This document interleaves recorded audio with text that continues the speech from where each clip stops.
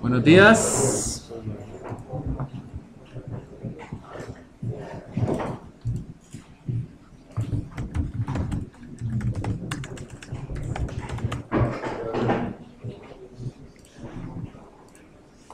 Bueno, a ver, laboratorio. ¿Algo me aparece a mí?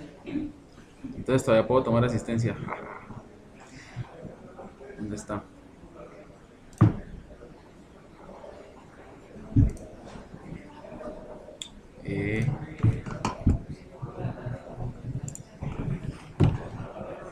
Bueno, agosto 13 de 2014, Edison Alvear, Carlos Andrés Urbano, Miller Castillo. ¿Miller o Miller? No, es que, por ejemplo, yo me llamo Ervin, pero se escribe Erwin. Pero, pues, a mí me gusta que me digan Ervin, entonces por eso pregunto, ¿no? Uno no sabe. Piedad. No, yo quiero ver las caras, porque no los conozco de alguno. Cristian Erazo. David Erazo. ¿Alguna parentesco, no? Fernando Guevara. José Gregorio Hernández. Gregorio se lo conocía. Álvaro Alfonso Lazo. Álvaro Alfonso Lazo. Álvaro a la 1, a las 2. Álvaro. Cindy Paola Lazo. Julio Luna. Marlon. Luis Miguel. Miguel. José Gabriel Muñoz. Julián Andrés. Carlos Eduardo Orozco. Andrés Santiago. Yurani Andrea. Richard Ruiz. Diana Carolina Sánchez. Johnny. Juan Sebastián. Juan Sebastián. A la 1, a las 2.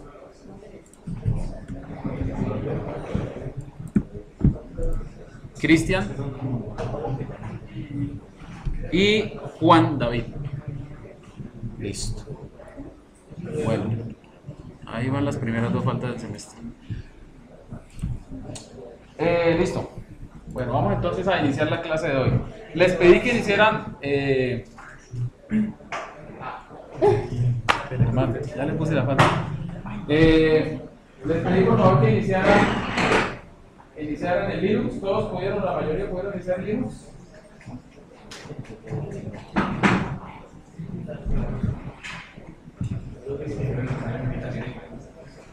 Bueno, vamos a trabajar en Linux, porque el propósito de la charla de hoy, de la clase de hoy, es que ustedes, pues, los que no lo conocen, ¿quiénes no conocen Linux?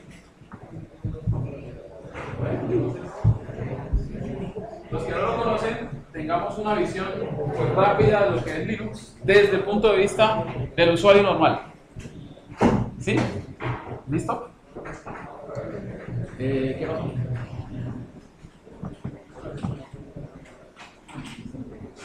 Allá,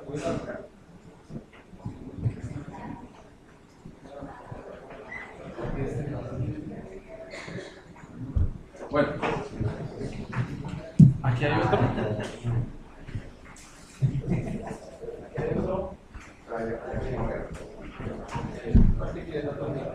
Bueno, entonces, lo primero es lo siguiente. Este tiene el mismo que pasar para acá. No sé por qué razón. Por favor, ustedes saben que nuestro compañero Alex Pedro de González sufrió una calamidad, una situación. ¿Está bien? Entonces, yo les pido por favor su colaboración con los equipos con la sala. No está Alex para que esté pendiente de la sala, entonces nosotros debemos estar pendientes. Bien, vamos a arrancar entonces con la charla de hoy. ¿Listo? Bien.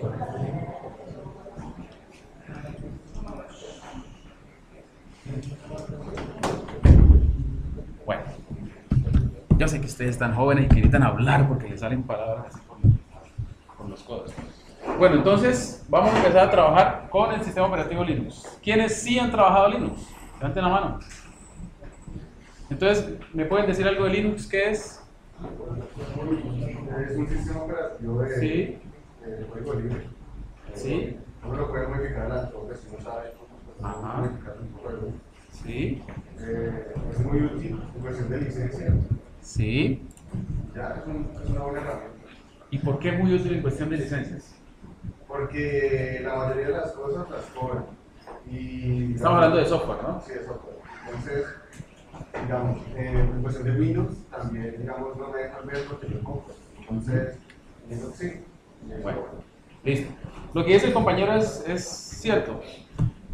Bueno, no es de código abierto, no es de código libre, es de código abierto, o sea que uno puede tener acceso a su código fuente, y de libre distribución. Son dos cosas, ¿cierto? Porque algo puede ser de libre distribución, pero no de código abierto. Por ejemplo, los juegos que uno descarga gratis son de libre distribución, ¿cierto? O algunas aplicaciones, pero uno no tiene acceso al código fuente, o sea, no son de código abierto. Linux es las dos cosas, es un sistema operativo de código abierto y de libre distribución. ¿Ok? Bien, muchas gracias.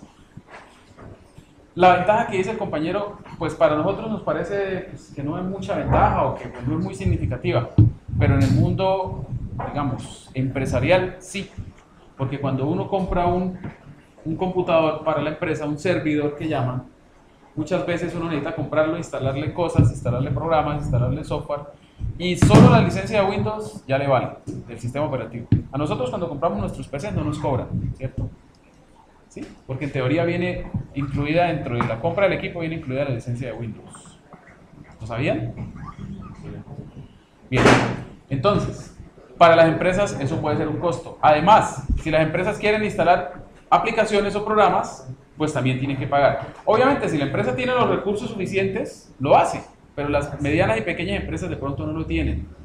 Entonces, ellas acuden a un sistema operativo libre como Linux. Ahora, vamos a ver una cosa, antes de entrar en materia ya del sistema operativo como tal. Linux en realidad son dos cosas. Ustedes ven que los Linux siempre siempre uno que lee la literatura, en los libros, uno no encuentra Linux solito, sino que uno encuentra es GNU Linux. ¿Sí se han dado cuenta? Eso tiene una razón. ¿Quién la conoce? ¿No? Bien. La razón es la siguiente. Como vamos a ver en la teoría, pero ya les he adelantado algo en la sesión que vimos en la clase anterior, el sistema operativo es un programa o una serie de programas, ¿cierto? Bien. Que juntos trabajan para poder ofrecer un entorno amigable para el usuario, ¿cierto? Una serie de servicios que el usuario utiliza. Entonces diríamos que es un programa así grandote. Decíamos en la clase anterior, hay un componente principal del sistema operativo que se llama el kernel. ¿Qué es el qué? ¿El qué?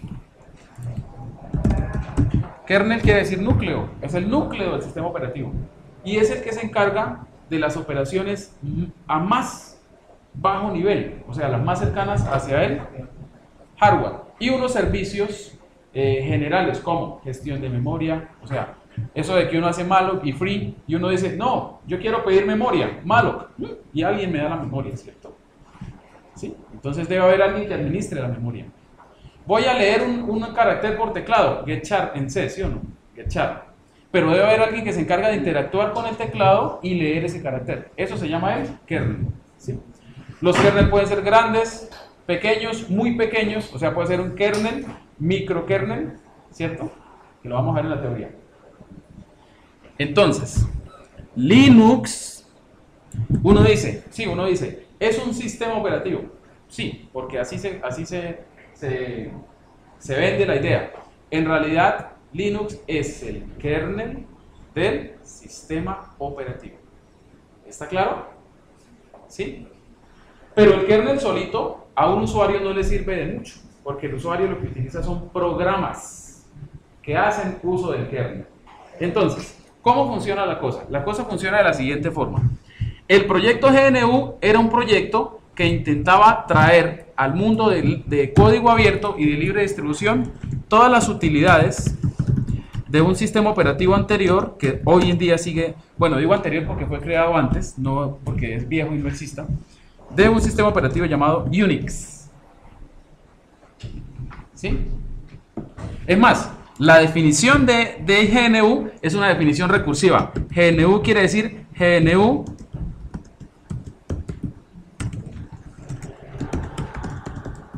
mírenlo, GNU, es una definición recursiva.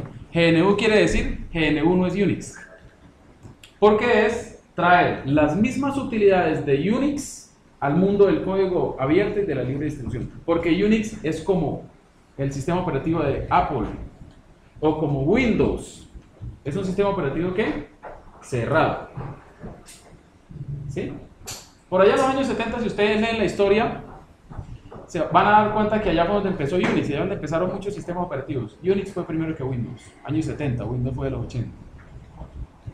Unix empezó como un proyecto de unas universidades estadounidenses, la Universidad de Berkeley en California, y ellos tomaron ese código fuente de ese sistema operativo y lo distribuyeron entre las universidades.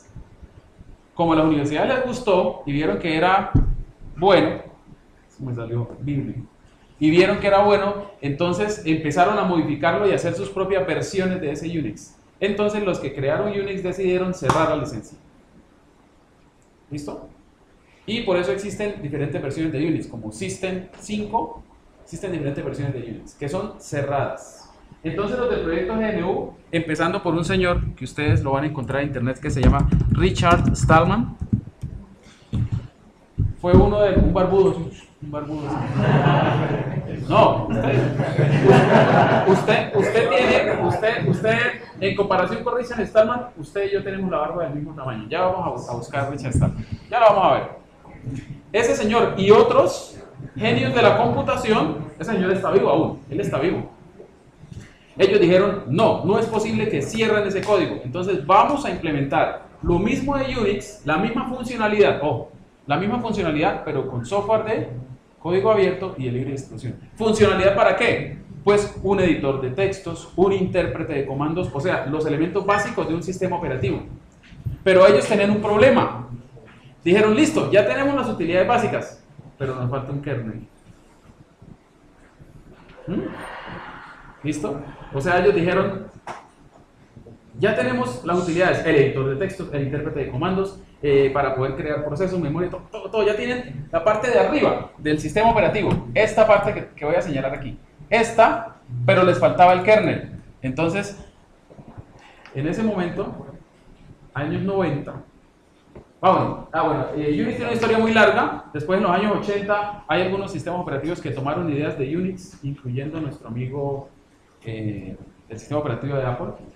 Si ustedes miran la estructura de archivos y directorios de un sistema operativo Apple, es como la de Linux, parecida, por eso. Bien, entonces, mientras tanto, Microsoft con su DOS y su Windows andaba haciendo diabluras. Entonces, un profesor de la Universidad de Helsinki llamado Andrew Tannenbaum dijo, hombre, voy a crear una versión simple de Unix para poderlo explicar en clases. Entonces creó algo llamado Minix. Y entonces él lo creó. Cuando llegó un muchacho a ver la clase de sistemas operativos, un muchacho llamado Linus Torvalds, y dijo, hombre, esto está como interesante. Linus Torvalds dijo, hombre, esto está interesante, vamos a ver. Voy a crear un kernel que ofrezca los mismos servicios que ofrece el kernel de Unix, pero de juego abierto. Entonces los del proyecto de GNU que estaban por allá, un kernel, no habían podido construir su kernel, dijeron, miren, ahí está, la llave perfecta. Nosotros ya tenemos las utilidades para que utilice un usuario normal, y aquí está el kernel. Pues aquí tenemos un sistema operativo. ¿Está claro? Y de ahí fue donde nació GNU Linux. Uno lo abrevia Linux, pero uno siempre debería decir GNU Linux. Ahora, como GNU Linux, o Linux para abreviar, es de código abierto y de libre distribución, muchas empresas dijeron, hombre, eso es bueno, vieron que era bueno. Y entonces decidieron crear sus propias versiones adaptadas de Linux, que se llaman distribuciones de Linux. Entonces existen N distribuciones de Linux, como Debian, Red Hat, Fedora, CentOS, Ubuntu y muchas más. El kernel de Linux, Linus Torvalds, cambió para siempre la historia de la computación, porque además Linux no solamente se ejecuta en computadores personales. El kernel de Android tiene una versión adaptada del kernel de Linux. Qué interesante, ¿no? ¿Sí? O sea, si ustedes tienen un teléfono inteligente con Android, están ejecutando el kernel de Linux. Bueno, una versión obviamente adaptada para ese tipo de dispositivos, con sus requerimientos de procesador limitado y de memoria limitada y de energía limitada. Pero al fin y al cabo, un kernel de Linux. Bien, entonces hay una historia muy interesante que contar ahí. Hay un video que yo siempre les pongo a la tarea que lo vean, que se llama Revolution OS, que es la revolución de sistemas operativos, un documental de 2001. Ese señor que ven ahí en la gráfica es Linus Torvalds, el creador del sistema operativo Linux. Es un video que está en YouTube, libre, es un video de libre distribución. Mírenlo. Este señor es Eric Raymond. Él trabajó en Microsoft. No, perdón, en la Catedral del Bazar. Ahí muestran a esta gente, muestran un montón de gente. Es un video muy interesante. Este señor, bueno, aquí lo dijo, con esa frase que puse ahí, lo dijo, bueno, se me fue. Érelo. Yo les decía que la barba mía comparada con la de Richard Stallman y la del compañero no era nada. Este es Richard Stallman.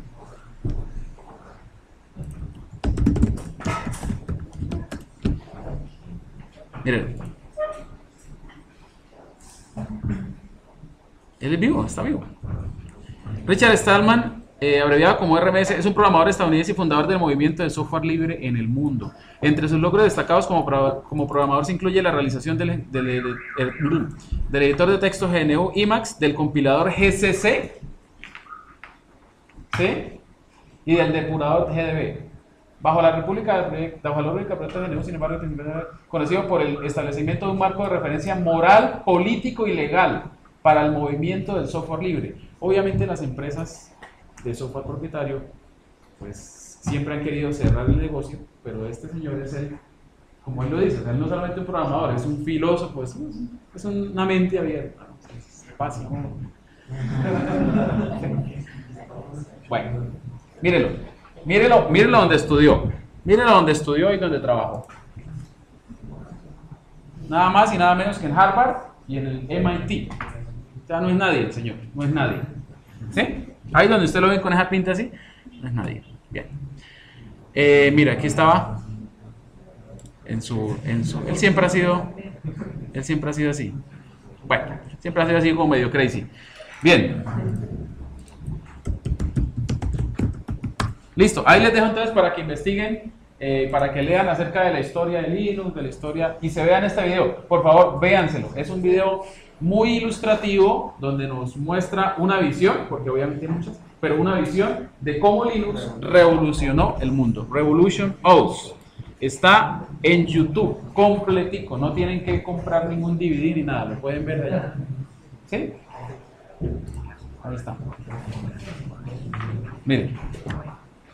Entonces ahí está. Ahí está. Entonces habla él, habla Stallman y habla un montón de gente que son muy importantes.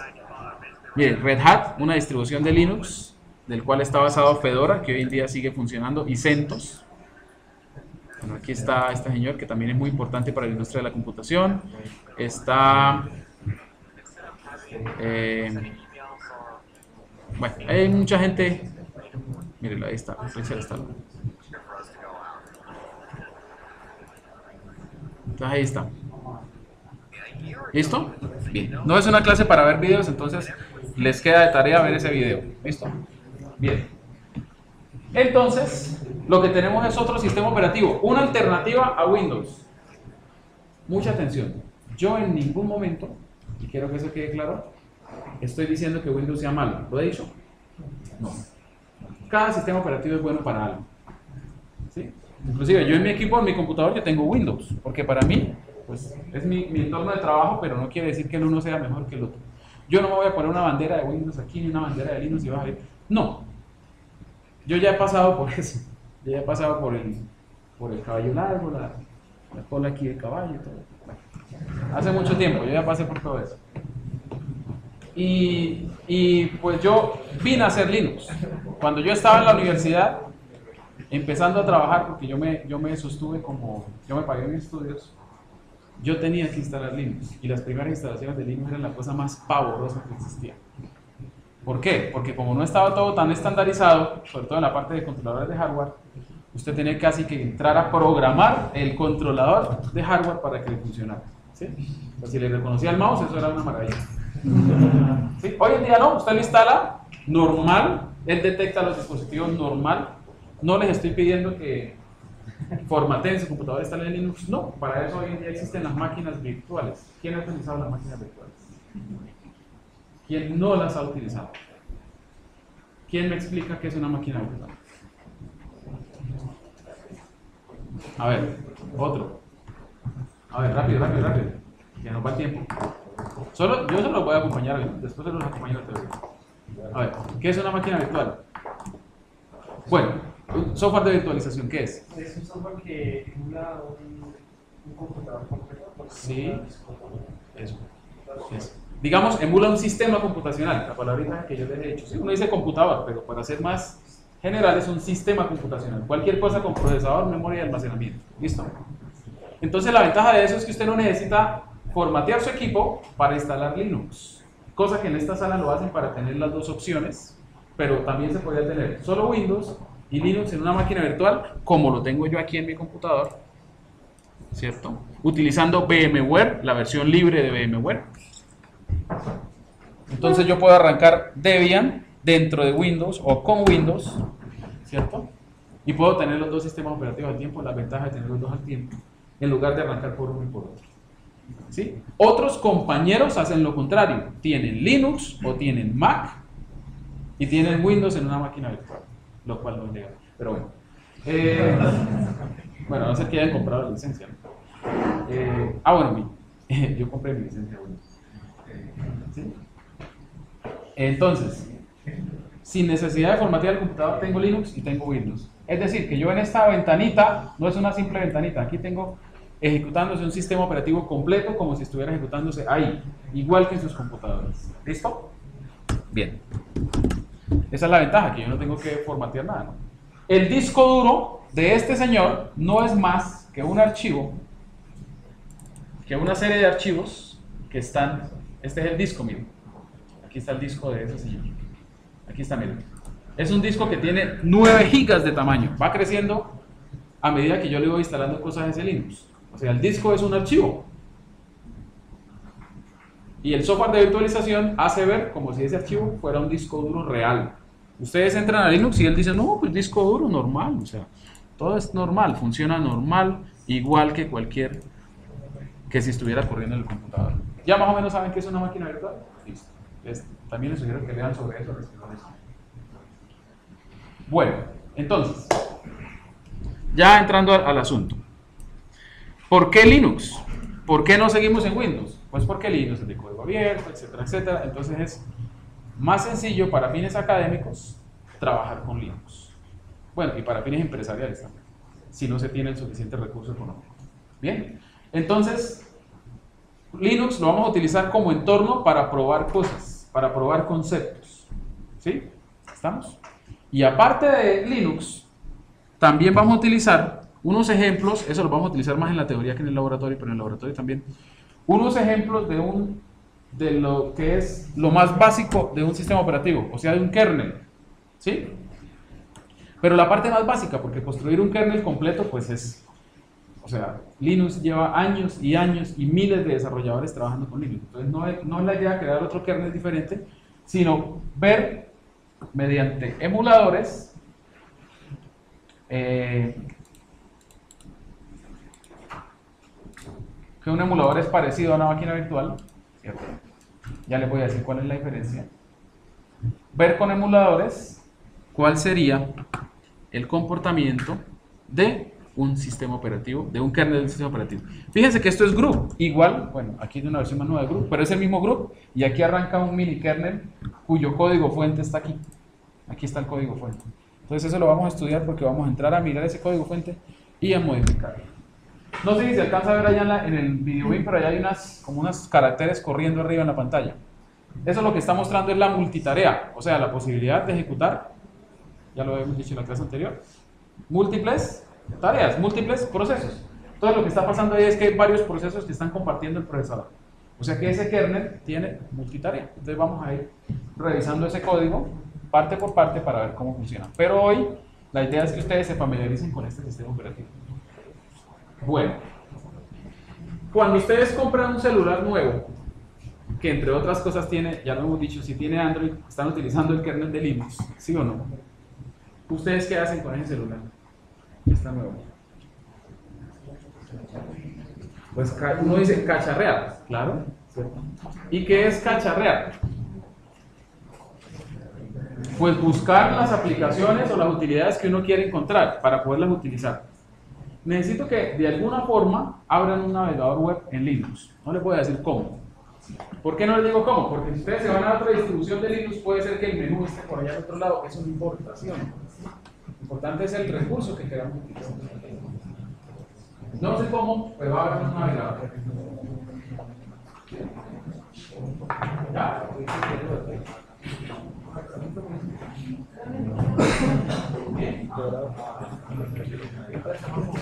Hay varios navegadores.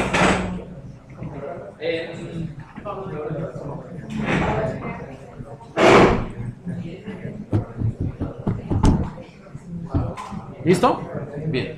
Bueno, de una vez entraron a Facebook. Carajo. Bueno, listo. Entonces, ¿quiénes utilizan el computador mayoritariamente para navegar? Pues si lo utilizáramos solo para navegar, Linux nos serviría perfectamente igual que Windows. También hay software para escuchar música, para ver videos, para hacer cartas, documentos, etcétera, bueno, lo que sea.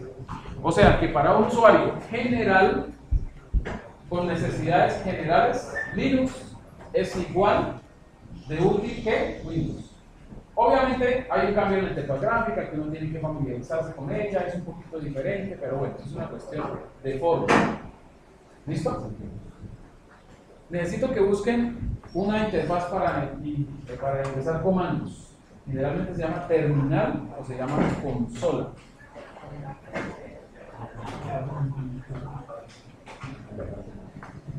¿Listo? ¿La vieron? Búsquenla, por favor.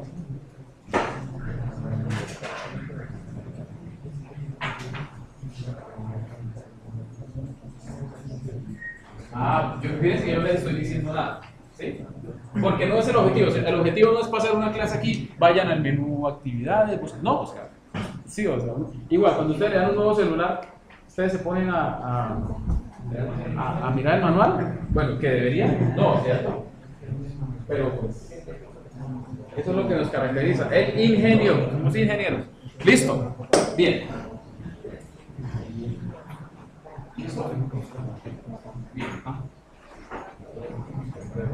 Ya, listo. Tienen una terminal abierta y tienen un navegador. Bien. O sea que con eso ya. Ahora, pregunta: ¿para qué es el navegador? ¿Para qué nos sirve? ¿Para qué nos sirve? ¿Para qué? Pues para navegar, ¿cierto? Bien. ¿Y para qué nos sirve una terminal, una consola? ¿Para qué nos sirve? ¿Quiénes han utilizado una consola así sea en Windows? Una terminal, a ver. ¿Quiénes nunca han utilizado una terminal? Ni la habían visto, jamás. A ver. ¿Qué pasó con las manos? Necesito saber. Bueno, entonces, esta terminal, todo sistema operativo sin importar cuál, bueno, que sea en cierta forma abierto, o tenga utilidades, va a tener una terminal de comandos. ¿Sí? ¿Estamos? Un intérprete de comandos, que para lo que sirve es para recibir, obviamente, ¿recibir qué? Comandos. ¿Sí?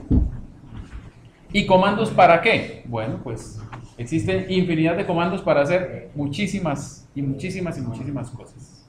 ¿Listo? Entonces, empecemos. Bien, casi le sé. CLS no existe. Sí, sí. Clear, sí existe. Bien. Aquí vamos a ver una cosa interesante. ¿Cómo hace uno en Windows, por ejemplo? Si yo quiero saber cuáles son los archivos y directorios que están dentro del directorio C Users Everything. Dir, ¿cierto? Dir. Bueno. En Linux, dir en algunas distribuciones, para facilitar el trabajo al usuario, se han creado alias para los comandos. Es decir, que si usted dice dir, algunas distribuciones de Linux listan. ¿Sí? Otras no, porque el comando para Linux no es dir. Uno dice lista, ¿cierto? Pues el comando es list, pero como los comandos en Linux, y aquí es donde empezamos a aprender lo primero, los comandos de Linux son abreviaciones de las palabras en inglés y básicamente de los verbos, ¿cierto? Que significan una acción. Entonces, list. ¿Cómo abreviaron list? ls.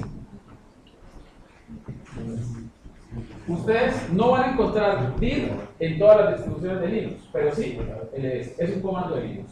Existe n comandos de Linux. Entonces, para facilitarles la vida, yo se los voy a dejar igual en la página de la teoría. Yo les dejo materiales operativos. Yo les dejo una tarjeta de referencia de Linux, en donde incluye, habla un poquito de la historia de Linux e incluye los comandos más básicos, ¿cierto? Bien, listo. Pero antes de adentrarnos en los comandos, que los vamos a ver hoy, vamos a ver muchos de ellos, la mayoría, vamos a tener una visión general de Linux. ¿Listo? Bien. Primero, los Linux de hoy en día, para usuarios finales, incluyen una interfaz gráfica similar a la interfaz gráfica de los otros sistemas operativos que manejan el paradigma de un escritorio, unos menús, unas ventanas. ¿Sí? Ellos no se inventaron nada nuevo, porque no tiene sentido inventarse algo nuevo en un sistema operativo masivo que cause confusión en las personas. Entonces ellos no se inventaron otra cosa diferente. Ellos siguieron el mismo paradigma que nosotros todos entendemos de los computadores personales, que son escritorio, ventanas, abrir, cerrar, minimizar, maximizar, ¿cierto? Lo mismo. Necesito, por favor, que busquen el equivalente al explorador de archivos de Windows.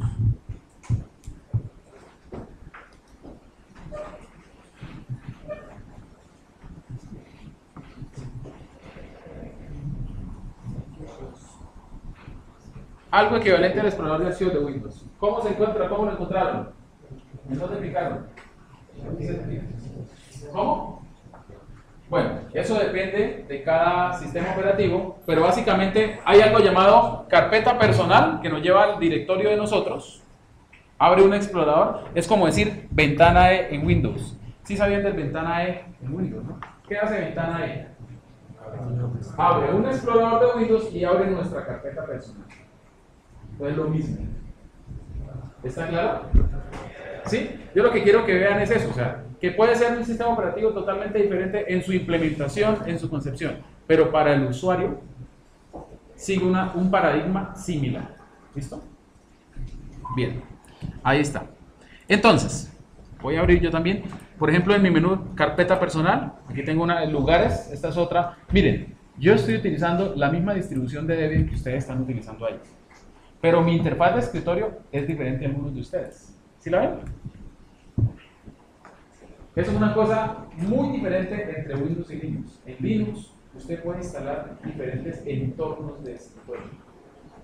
El más conocido y el más común se llama Genome, que es este que ustedes están utilizando, o sea, el gnomo.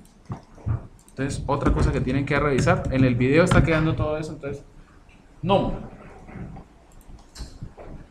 Gnomo es una manera sencilla y elegante para usar su computador. Está diseñado para colocarle control y traer libertad a todo el mundo. Genome 3 está desarrollado por la comunidad Genome, un grupo diverso internacional de contribuidores que está soportado por una fundación independiente sin ánimo de lucro. Entonces, muchas distribuciones de Linux, que hay muchas, optan por usar Genome. Otras, eso es un escritorio similar al que ustedes están viendo adición. Otras optan por utilizar KDE, que es otro entorno de escritorio. Eso es diferente con Windows. En Windows sí, el entorno de escritorio es ¿qué? El mismo. A no ser que usted instale un tema que le cambie algunas cosas. Pero el entorno de escritorio, el programa del entorno de escritorio es el mismo. Aquí está Genome. Y estos entornos de escritorio también incluyen algunas aplicaciones. Lo que pasa es que en Windows eso ya viene todo integrado, ¿cierto? Pero en esta, miren, entonces, por ejemplo, para oficina tiene calculadora, hojas de cálculo, organizador, procesador de texto, creador de bases de datos. Y si ustedes van a Genome, Genome también instala no solamente un entorno de escritorio, sino que instala una serie de ¿qué? De aplicaciones. Por ejemplo, Inkscape es un software similar a CorelDRAW. ¿Quién conoce Corel? ¿Lo ha trabajado? ¿Lo ha escuchado? Bien. Pues no es lo mismo, ¿no? GIMP es para trabajar, es un simple programa para pintar, pero no es tan simple como el Paint. Es un programa de edición de fotografías. Es, mejor dicho, es súper poderoso para el que lo sabe utilizar. Bien. Readmox es organizar y escuchar la música, quemar CDs, navegar, bueno, etc. Entonces incluye las utilidades que necesitan, entre ellas un navegador web, un visor de imágenes, un reproductor de películas, editor de texto, calculadora y más. Y mucho más. ¿Está claro? Entonces, dependiendo del entorno de escritorio, usted va a encontrar con nombres diferentes, pero aplicaciones que hacen más o menos lo mismo. ¿Está claro? ¿Sí? Bien. Eso nos expande el panorama de lo que es un sistema operativo, ¿sí o no? ¿O no? ¿Ustedes creen que no? Sí. Bien. Entonces, listo. Volvamos entonces a nuestro entorno de escritorio, que ya conocemos el nombre. ¿Cuál es? El Gnome, ¿cierto? El Gnomo. Y vamos a empezar a trabajar. Primera cosa diferente. Vamos a ver lo similar y lo diferente. Primera cosa diferente. En Windows, los volúmenes de almacenamiento se dividen en unidades. C, D, E, etc. ¿Listo? ¿Está claro? Y por dentro de esas unidades, ojo, por dentro de esas unidades uno encuentra los archivos y los directorios, los del sistema y los del usuario. ¿Listo? Por ejemplo, si yo en Windows tengo un usuario llamado Ervin, ¿en dónde estarán mis archivos personales? Mi carpeta personal. Mi carpeta personal se llamará C, usuarios, en Windows 7 y Windows 8, Ervin. Si estoy en Windows XP, se llamará, o creo que en Windows Vista también, C, Documents and Settings y el nombre del usuario. ¿Sí o no? ¿Está claro? Bien. Porque estos dos sistemas operativos, Linux para estos computadores y Windows, son sistemas operativos multiusuarios. ¿Listo? Android es una adaptación del kernel de Linux, monousuario. Usted no inicia sesión aquí. Nombre de usuario para contraseña. No, porque se supone que un dispositivo móvil solo lo tiene un usuario. Es monousuario. ¿Sí? O sea, ha sido adaptado el kernel de Linux. ¿Listo? Bien. En Linux la cosa no funciona así. ¿Cómo funciona la cosa en Linux? En Linux todos los archivos y directorios se agrupan en un directorio que se llama el directorio raíz, o sea, el slash. Esto no se lo inventó Linux, esto viene desde Unix. ¿Listo? O sea, de los años 70. Y también en Mac. En Mac la cosa es similar. ¿Sí o no? ¿Quiénes tienen Mac o han tenido contacto con un Mac y han visto la estructura de archivos y directorios? ¿Sí o no? ¿Listo? dentro de este directorio raíz engloba, mucha atención, ustedes saben que es una partición de disco, ¿cierto? ¿Sí? ¿O no? ¿Más o menos? Bueno, un disco duro se puede partir en fracciones lógicas. Usted no es que coja el machete. No, en fracciones lógicas llamadas particiones. En Windows ellas se ven como C, D, E, y luego, por ejemplo, si viene la unidad de dividir se llamará F, dependiendo de las particiones, cuántas veces haya partido este disco. ¿Listo? Bien. En Windows cada partición se encuentra en una unidad diferente. C, D, E, F. ¿Sí? En Linux no. Todas las particiones y todos los dispositivos están mapeados dentro de ese directorio raíz. ¿Es claro? Es una diferencia. Dentro de este directorio raíz hay muchos subdirectorios. Uno de ellos se llama Home. ¿Qué quiere decir? Casa. Y dentro de Home está, para cada usuario, hay un directorio. ¿Listo? Entonces, en Windows, si yo digo en Windows, a ver, vamos a ver si el concepto está entendido. Si en Windows yo digo, ¿cuál es mi home para el usuario Erwin? ¿Ustedes qué dirían? En Windows, C, Users, Erwin. ¿Listo? Ahorita lo vemos. Pero en Linux, home, el directorio del usuario, estaría en slash. Por dentro de slash o de raíz hay un directorio llamado home, y en la misma slash también se utiliza para separar los directorios. Slash ¿qué? Erwin. ¿Está claro? Vamos a verlo. Miren. Y vamos a ver el primer comando. Hasta ahora vamos a ver el primer comando. Vamos a ver el comando, un comando muy bonito que se llama echo. Echo, así se llama. ¿Qué es un echo? Echo. Eso es un eco. Usted dice algo y el eco le responde. El eco es el antecesor del print en los lenguajes de programación. ¿Listo? O el equivalente a un print en un lenguaje de programación. Cuando usted hace un print, usted lo que está haciendo es que por la pantalla se muestre un eco de lo que usted está queriendo imprimir, ¿sí o no? Entonces, por ejemplo, digamos eco hola. A ver, digan, eco hola. Y dan enter, ¿no? Después del comando, dan enter. ¿Listo? No lo dije, lo hice y no lo dije. Lo voy a decir, ojo, una sola vez lo voy a decir. De pronto mi compañero lo repite, pero yo solo lo voy a decir una vez. Siempre la estructura de un comando, sin importar el sistema operativo, la estructura básica es comando, espacio y los argumentos. Por eso, algunos dijeron cd ... y no les funcionó. ¿Cierto? Ya lo vamos a explicar por qué no funcionó, pero ya me entienden. Entonces, eco, espacio, hola. Yo no lo dije, pero lo puse ahí. ¿Cierto? Los que escribieron eco, hola pegado les dijo error. ¿Sí o no? Porque el comando no existe. Entonces, algunos comandos, sin importar el sistema operativo, tienen opciones. Mucha atención. Las opciones se dan, por ejemplo, con un menos y una letra, o con un menos y una palabra, y después sí vienen los argumentos de ese comando. ¿Sí es claro? Cada argumento debe ir también separado por un espacio. Esto es un argumento, este es otro, este es otro, y este es otro, y este es otro. ¿Recuerdan que en la clase anterior vimos lo del main? ¿Sí?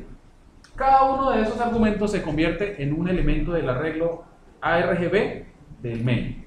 Esto lo vamos a ver en la teoría, porque en la teoría vamos a continuar con el ejemplo que venimos trabajando. ¿Está claro? Bien. Entonces, eco, hola. Hola. Eco, ¿cómo estás? Bueno, no lo hagan, simplemente para mostrar.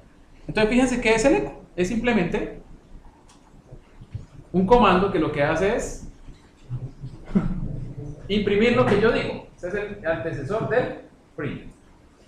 Resulta que el intérprete de comandos de Linux y también el de Windows en realidad son más poderosos de lo que uno cree, porque uno puede, ellos soportan un determinado lenguaje de programación, o sea, uno puede programar en estos lenguajes. De hecho, eso es una característica vital de Linux, que la vamos a ver también con su respectivo detalle. ¿Quieren verlo? Miren, haga x igual a 5. Fíjense que no deje espacio entre el igual, el número y la variable. Y ahora le voy a decir echo. ¿Qué pasa si le digo echo x? Veamos, x. Pues aparece x, porque es echo x, pues él dice, pues x. Pero si yo le digo echo pesos x. Las variables en este lenguaje de programación que maneja el shell, que es diferente a C, obviamente, las variables empiezan con un pesos. ¿Está claro? ¿Sí? Voy a intentar hacer lo mismo en Windows. X igual a 5. No, aquí no, ese lenguaje de programación así directo no se puede hacer. Linux sí. ¿Listo? ¿Estamos claros? Entonces, además de recibir comandos, también es un lenguaje de programación. También maneja un lenguaje de programación llamado el Bash Script. Este programita que es intérprete de comandos que en Windows se llama, ojo, se llama CMD. No sé si se alcanzan a ver aquí. ¿Sí? En Windows ese programa se llama CMD, es un ejecutable que se encuentra dentro de C Windows System 32. ¿Sí? En Linux, este señor que está ejecutándose se llama Bash. Así se llama, Bash. Y se está ejecutando, él se encuentra en un directorio llamado /bin. Fíjense, o sea, que dentro del directorio raíz, ojo, existe un directorio llamado ¿qué? Bin, y dentro de ese directorio hay un archivo ejecutable llamado Bash. Otra característica diferente entre Windows y Linux: los ejecutables en Linux no necesariamente tienen extensión. De hecho, por defecto no la tienen. ¿Sí? En cambio, en Windows los archivos ejecutables tienen extensión .exe. Bien. Listo. Bien, ahorita seguimos. Bueno, el cuento del home, ¿cierto? Para allá iba, ¿sí? Me dispersé mucho. Echo.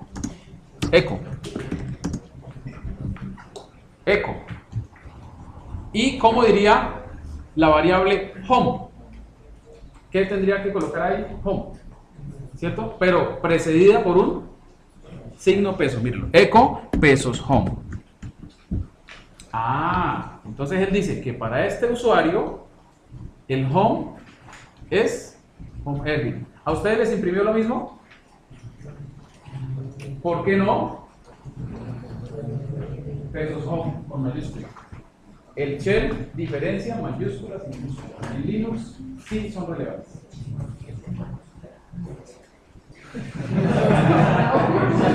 Ya con eso nunca se va a olvidar. Ojo, las variables, pilas, también las puedo declarar en minúsculas. ¿Sí? Yo ahorita declaro una variable x en minúsculas, pero estas variables en mayúsculas tienen un significado especial y ya lo vamos a estudiar. Y no solamente de Linux, sino de Windows también. ¿Estamos? Bien. Entonces, les digo también home Erwin. ¿Sí? Bueno, ¿y por qué no? Si el comando es el mismo. Eso es lo que quería que entendieran. ¿Sí ven? Entonces, es muy diferente si ustedes están tomando notas, ¿cierto? Se dice, si yo escribo echo home, sale home Erwin. Eso no es. Cuando yo digo echo home, ese comando ¿qué hace? Imprime el directorio home del usuario actual. ¿Sí o no? Si, como es multiusuario, si ustedes salen, cierran su sesión y entran con otro usuario, Pepito, pues ahí mostrará que home Pepito. ¿Está claro? Bien. Listo. Ahora, les voy a enseñar el papá de los comandos. El papá de los comandos. Con este comando ustedes se defienden en cualquier distribución de Linux. ¿Listo? ¿Sí? El papá de los comandos es el man. ¿Sí? Ese es el papá. El man. Pues el man es el papá de todo. Man.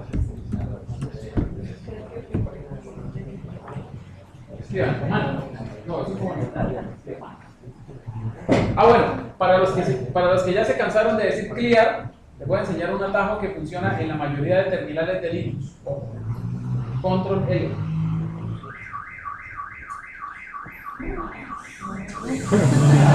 ¡Wow! Bueno. Ustedes ven cuando están viendo a alguien experto que está trabajando en comando, usted atrás, limpia la pantalla. Uy, ¿cuándo escribió clear? Control L, ¿sí? Bueno, listo. Entonces, el man es como el genio en la botella, ¿cierto?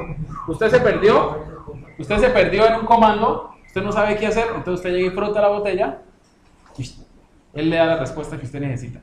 El man es una utilidad de Linux que muestra, mucha atención, ayuda de los comandos que estén instalados y que hayan instalado su respectiva ayuda, porque cada comando instala su ayuda, pero además en Linux el man sirve para ver la ayuda de las librerías de programación, por ejemplo, la ayuda del lenguaje C. O sea que el man es una cosa súper útil, es el papá de los comandos. Por ejemplo, man echo. Entonces, ¿qué le estamos diciendo al man? Que por favor me dé ayuda ¿sobre qué? Sobre el comando echo. Si ustedes dan enter, pues él les va a mostrar una ayuda. Dice, mucha atención. Echo, bueno. Vamos a aprender a leer las páginas de manual, ¿listo? ¿Les parece? Bien, vamos a aprender a leerlas. Echo, aquí lo dice muy claramente, nos está mostrando, ¿qué? Una ayuda de un comando de usuario. Echo paréntesis 1, ya vamos a explicar qué es este paréntesis 1, guarden esa duda por ahí. Póngale ahí un asterisco. Una película que dice, póngale un alfiler. Echo. Y luego viene una descripción de una sola línea que dice, muestra una línea de texto.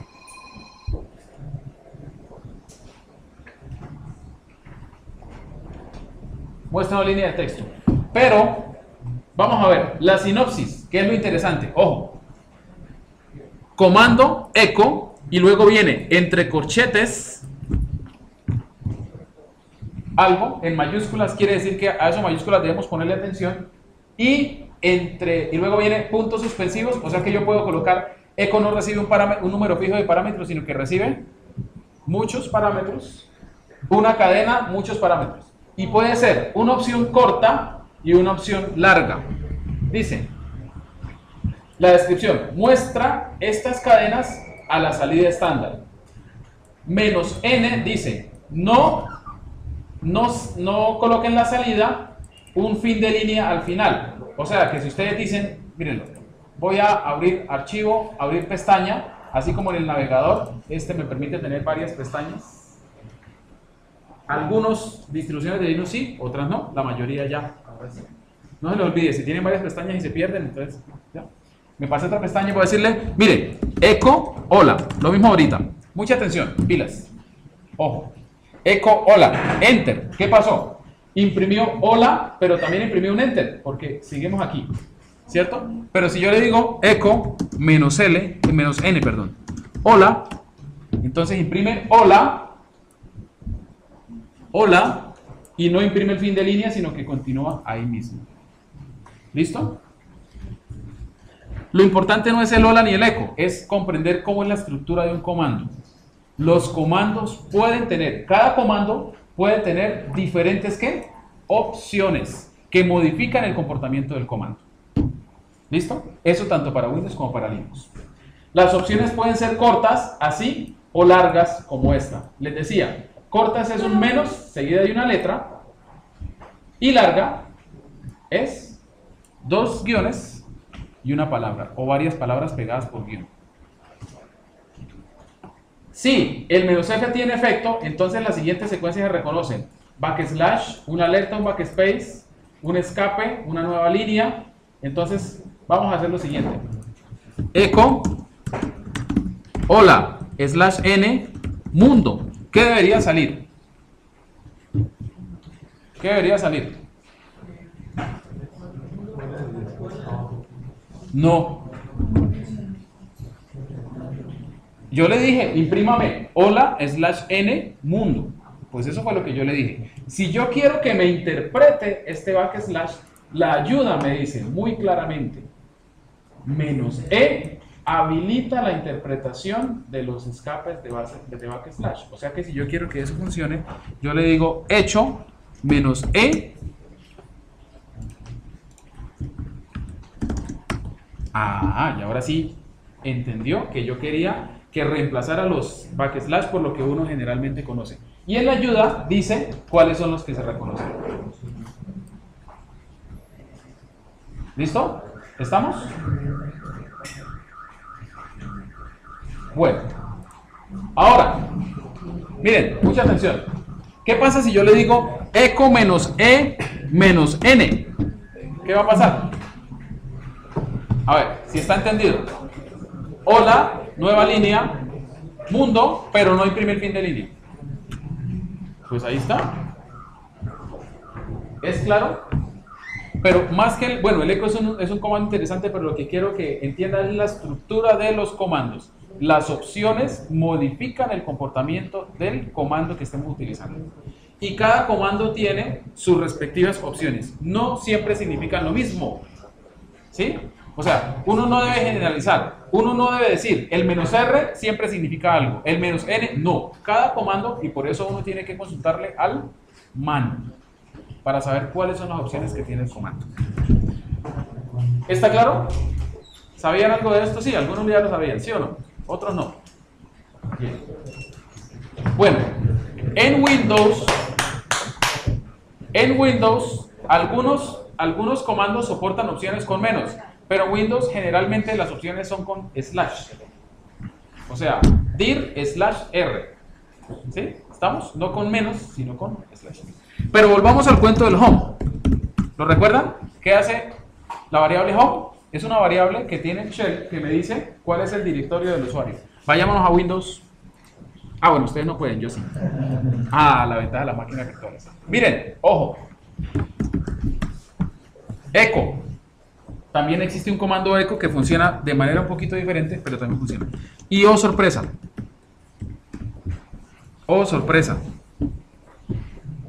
El intérprete de comandos de Windows, más bien, la sesión de Windows, lo mismo la sesión de Linux, está gobernada por una serie de variables especiales, configuradas cuando uno inicia sesión.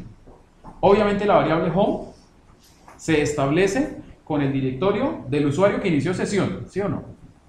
¿Sí está claro eso? Tanto en Windows como en Linux.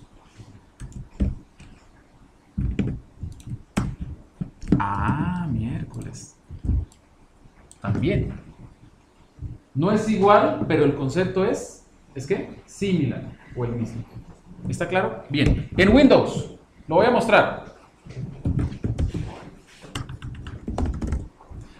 Hay una cosa que se llama las variables de entorno. Esas son las variables que controlan su sesión. Ojo, no solamente la consolita que abren, sino toda su sesión de trabajo. ¿Está claro? Por eso, por ejemplo, cuando ustedes abren Word y tratan de abrir un archivo, por defecto él va y busca sus documentos. ¿Cierto? Pilas, atención con lo que estoy diciendo. El usuario Erwin en Windows inició sesión. Cuando inicia sesión, el sistema automáticamente la variable home la pone a valer c_users Erwin. Si el usuario que inició sesión fue Juan, el sistema automáticamente establece esa variable de home ¿a dónde? A c_users Juan. Entonces cuando Word arranca, él absorbe las variables de la sesión que están definidas. Por eso es que ustedes cuando dicen abrir, él sabe que tiene que ir a c_users Erwin documents. ¿Sí? Documents. Bueno, para que suene más bonito. Documents, ¿cierto? Ahí. Pero si el que inició sesión fue Juan, entonces él va ¿a dónde? A c_users Juan documents. ¿Está claro? Las variables de entorno son una de las cosas más importantes de todo sistema operativo, no solamente de Linux, sino también de Windows. Veámoslo. Existen las variables del entorno del sistema que solo los puede modificar un administrador y las variables del entorno de la cuenta que las puede modificar el usuario. Voy a mirar las del sistema. ¿Dónde se encuentran? Variables de entorno. Mírenla.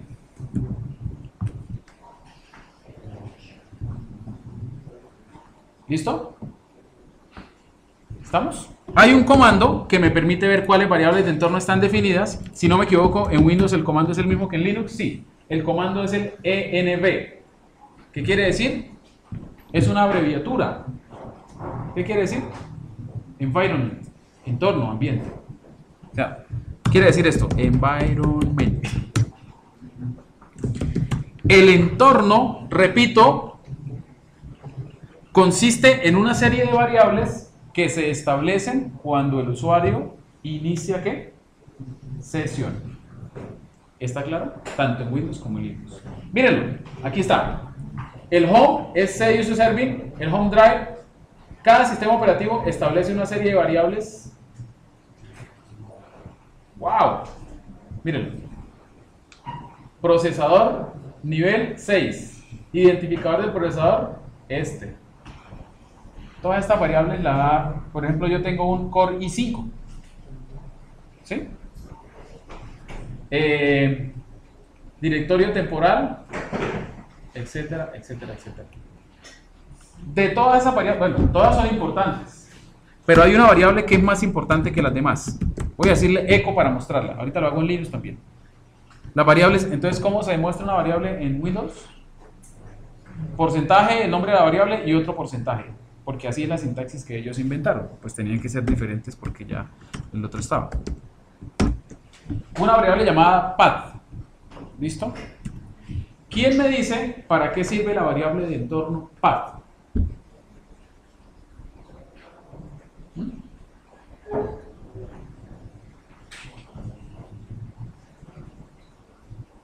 Bien. Recuerden que toda la ejecución del sistema está gobernada por esas variables de entorno, que son establecidas al inicio de cada sesión. La variable path contiene, separados en el caso de Windows por punto y coma, el nombre de los directorios en donde el sistema debe buscar los archivos ejecutables. ¿Estamos? Los cuales yo los llamo sin dar toda la ruta en donde están. Por ejemplo, si yo digo calc, ¿en cuál directorio estoy? En C-Uses Erbil. ¿Habrá un ejecutable llamado calc en ese directorio? No. Entonces el intérprete de comandos, ¿qué debe hacer? Parte, coge el valor de path, lo parte por los puntos y comas y empieza a buscar directorio por directorio en orden a ver en dónde encuentra un ejecutable llamado calc.exe. Una vez que lo encuentre, lo ejecuta. ¿Está claro?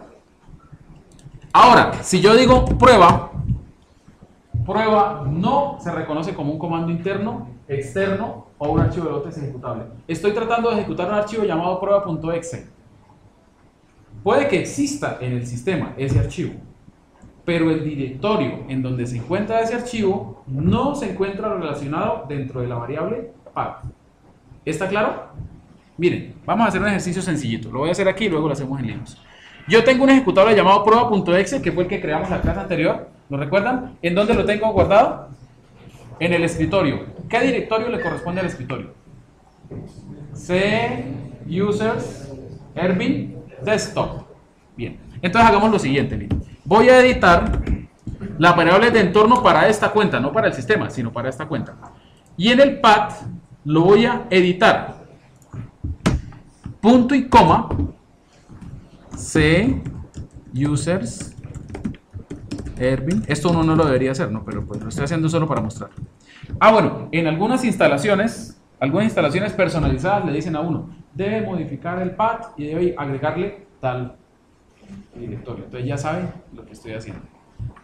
Ahí coloqué punto y coma porque todos los directorios tienen que estar separados por punto y coma. C, users, Erbil de eso. Aceptar. Aceptar. Voy a abrir una nueva consola. ¿Sí? ¿Por qué abrir una nueva consola? Al abrir una nueva consola, esa consola, ¿qué sucede? Toma las variables de entorno. Vamos a ver. Echo, path.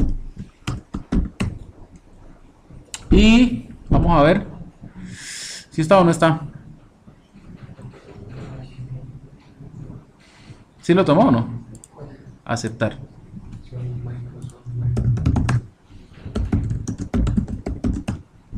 Ahí está. Tenía que cerrar aceptar el diálogo de configuración del sistema. ¿Lo vieron? Que ahora, después de toda esa sarta de directorios, está C users Erwin Desktop.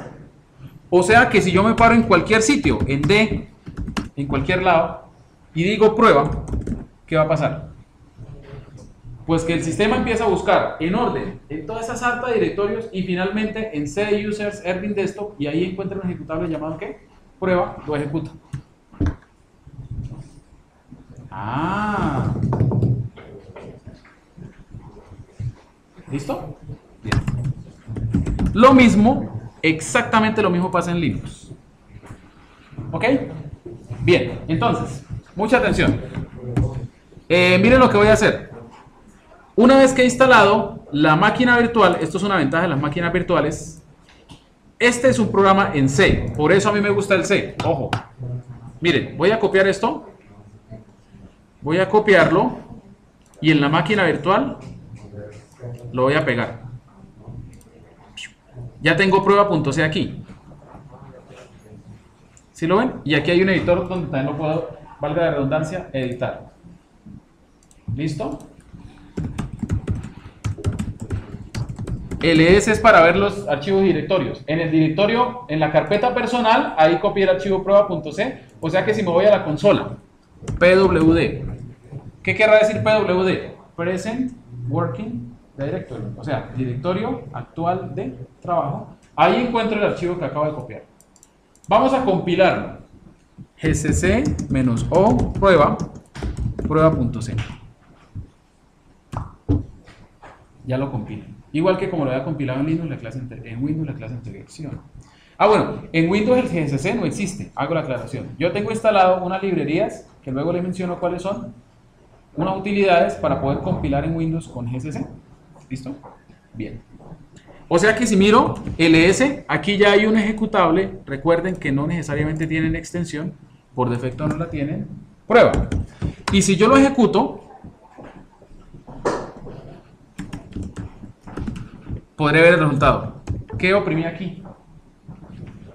Control L, ¿cierto? Bien. Entonces, mucha atención. Linux es más quisquilloso con los ejecutables. Para los que habían manejado Linux, van a saber que si yo quiero ejecutar este archivo, tengo que decirle /prueba. ¿Por qué tengo que decir /?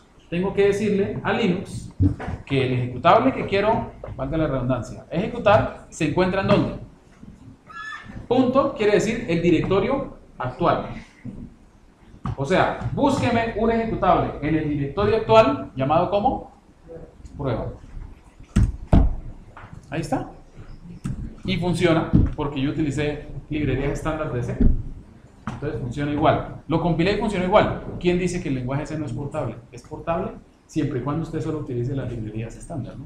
Si usted ya utiliza algún elemento propio del sistema operativo, ya no es estándar.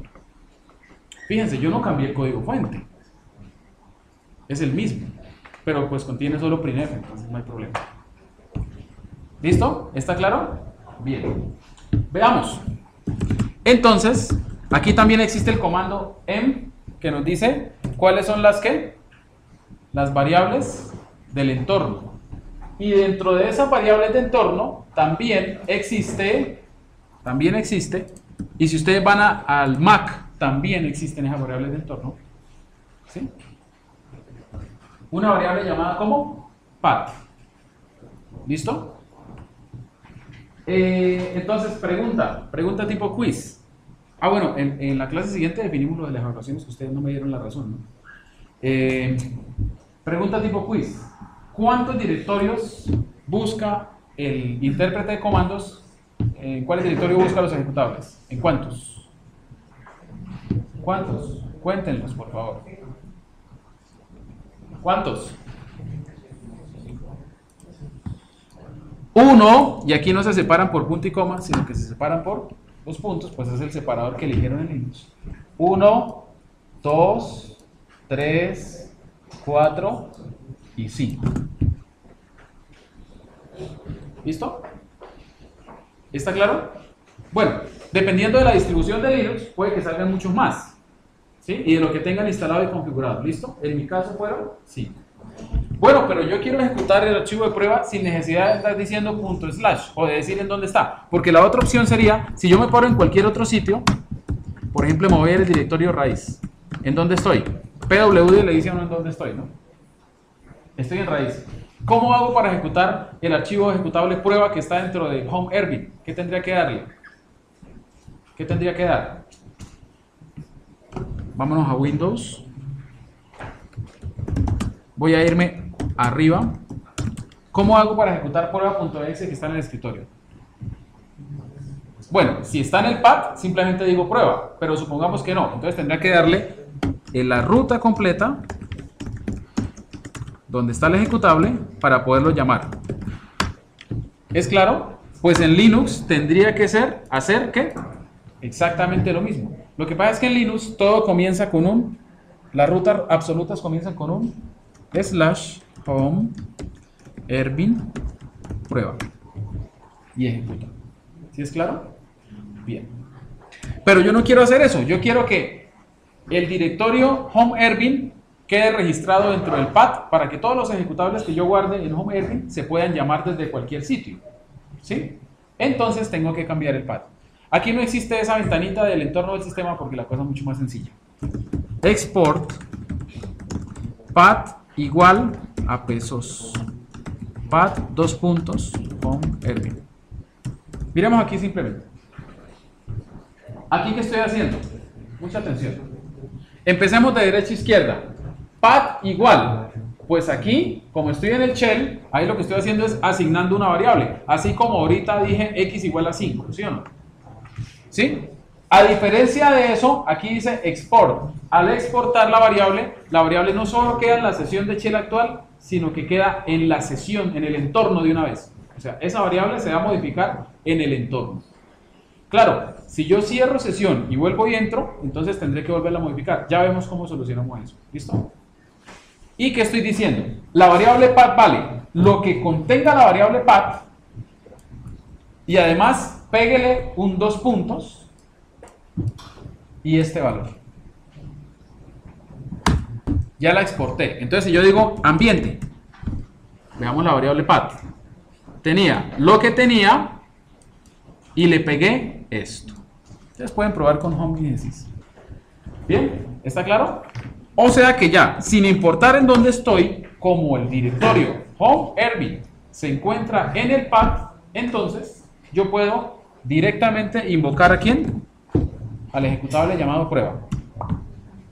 ¿La vieron? Bien, enter. Ahí da lugar al siguiente comando, que es este comando si no tiene abreviatura, es el comando which, la palabra cual en inglés. ¿Cómo se escribe which?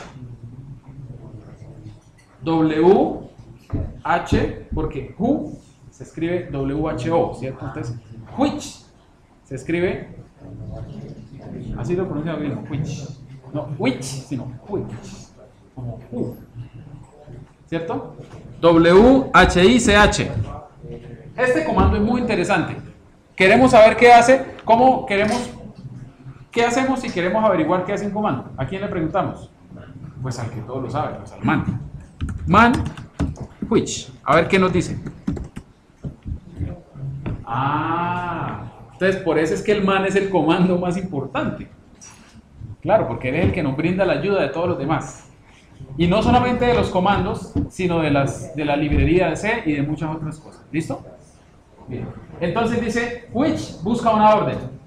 Y aquí está. Which devuelve los nombres de ruta de ficheros. Bueno, esta es una traducción castellana, ¿cierto? Diríamos de archivos, que se ejecutarían en el entorno actual. En el caso de haber introducido sus argumentos como un interpretador. Para ello, busca archivos ejecutables dentro de path cuyo nombre coincida con el nombre de los argumentos. Entonces, uno puede decir, por ejemplo, which, quiero saber en dónde está ls, que es un comando que ya dimos. ls está dentro del directorio ¿qué? Bin. Por eso, ojo, veamos, revisemos. Fíjense ustedes que bin se encuentra dentro del pad. Por eso es que yo no tengo que andar diciendo /bin ls en todos lados. No. Yo puedo decir ls porque el intérprete de comando busca dentro del directorio bin y ahí encuentra el ejecutable ls. Señor. ¿Por qué hay dos bin en dos lugares? Ya vamos para allá, ya vamos a explicar qué significan cada uno de ellos. ¿Listo? Bien. Which, ls y prueba. Yo le puedo decir varios al tiempo. Si no quiero dar which, no, puedo decir al tiempo. Entonces él me dice, pues ls, ¿en dónde está?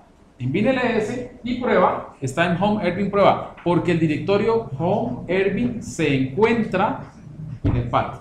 Ahora digamos prueba y prueba 2. A ver qué nos dice. Pues en orden, ¿no? ls se encontrará en bin ls, prueba se encuentra en home Erwin y prueba 2 no me dice nada. Voy a decir solo prueba 2, que ese uno normalmente dice which y un solo comando, ¿no? Pues no. Entonces, eso puede pasar por dos razones. Porque el ejecutable llamado prueba 2 no exista, primera razón, o segunda razón, ¿cuál será? Porque el directorio en donde está guardado ese archivo ejecutable no se encuentra en el path. Por favor digan ice whistle. Ice whistle. Ice whistle. Enter.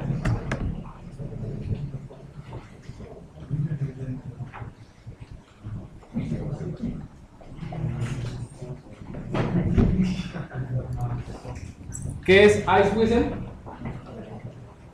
Es un navegador. ¿Listo? ¿Está claro?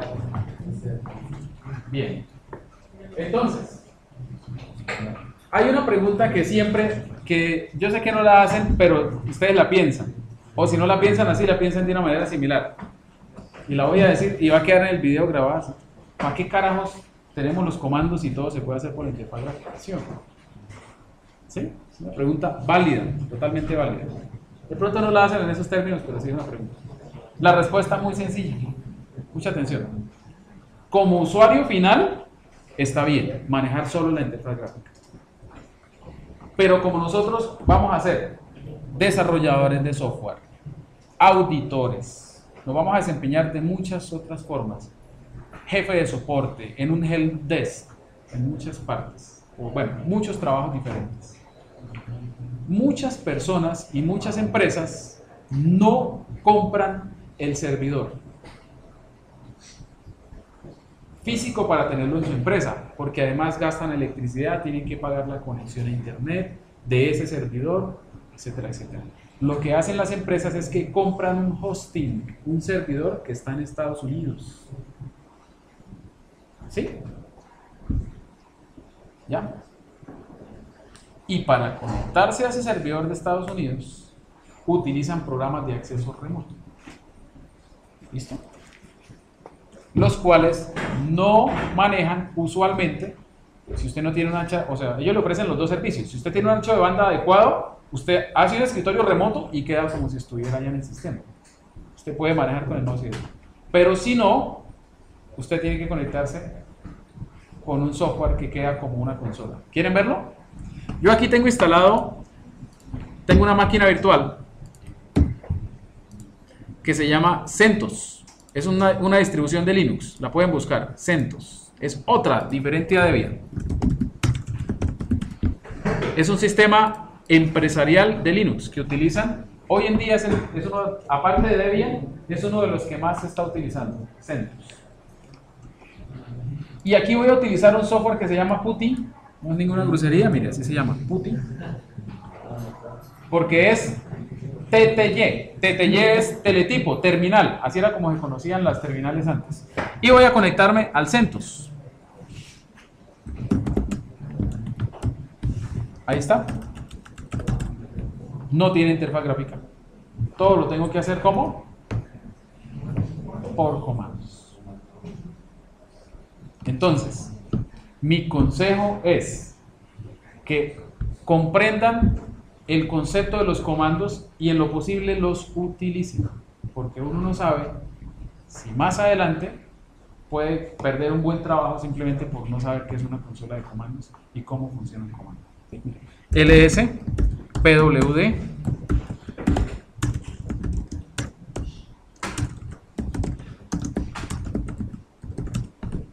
¿Listo? Entonces lo que estamos viendo es sumamente importante. Y tan importante es que supongamos que el miércoles el servidor se dañó o algún software se dañó, nosotros por comandos lo arreglamos, instalamos software, porque por comandos se puede instalar software también. Y una vez que lo hemos arreglado, ¿cierto? Hacemos la orden mágica. Init.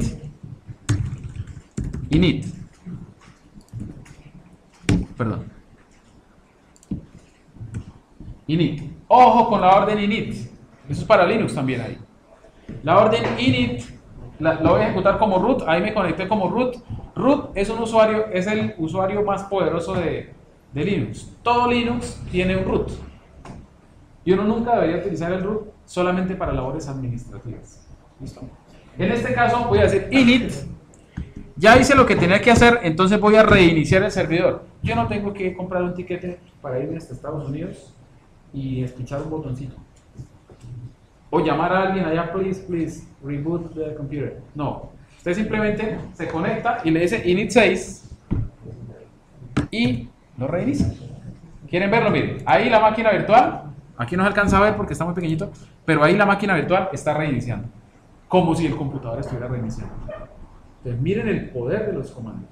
Ustedes pueden arreglar un computador y los hackers también lo pueden utilizar para dañar un computador, pero nosotros no lo vamos a hacer. Porque pues nosotros estamos aquí es para aprender a hacer cosas buenas.